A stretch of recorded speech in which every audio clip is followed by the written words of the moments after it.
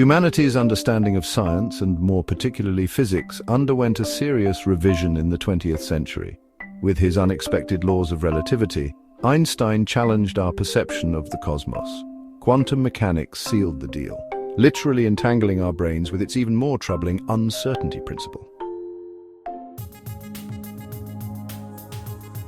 In quantum mechanics, light defies categorization. Sometimes it behaves like a particle, other times like a wave, depending on how we observe it.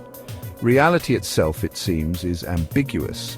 To illustrate the concept of superposition, fundamental to the workings of physical reality, Schrödinger told us that his imaginary cat could be dead and alive at the same time. Our perception of reality may change, but that does not mean that reality itself changes. Our perception will always be partial. Do you remember the debate about the dress? An image that back in 2015 divided millions and led to endless online discussions? Was the dress blue and black or white and gold? The fact, the image didn't change. What shifted was the interpretation. And what psychologists discovered is that the divergent interpretations were guided by the observer's existing assumptions about the context. In other words, facts alone don't produce understanding. How we see a fact and what we assume about the context shapes what it means to us. Lewis Carroll's Humpty Dumpty famously told Alice, "When I say a word, it means exactly what I want it to mean. No more and no less. But do other people know what we want a word to mean?" A single event can inspire vastly different interpretations depending on who tells the story. Consider the often cited example of the same group of people deemed by some as terrorists and by others as freedom fighters. Facts may be fixed, but their meaning will always float in a space shaped by context and values which we might compare to the existence of a quantum field.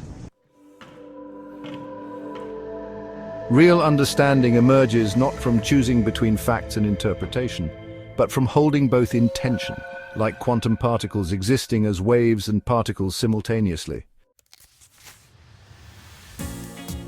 Our civilization, especially in its assumptions about education, may have erred when it exaggerated the importance of getting the facts right. After all, Newton got the facts right, until Einstein showed that those facts were incomplete. They had to be reframed.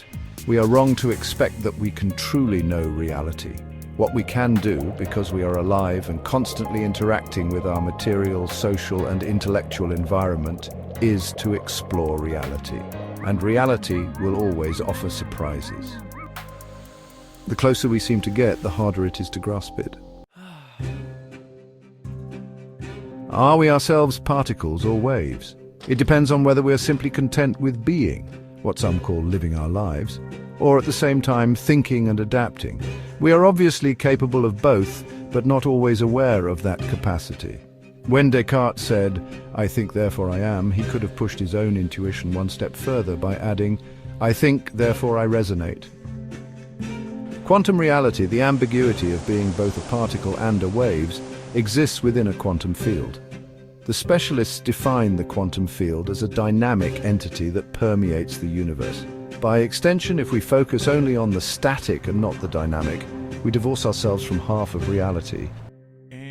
True understanding, like quantum reality, thrives in ambiguity where facts and meaning dance together.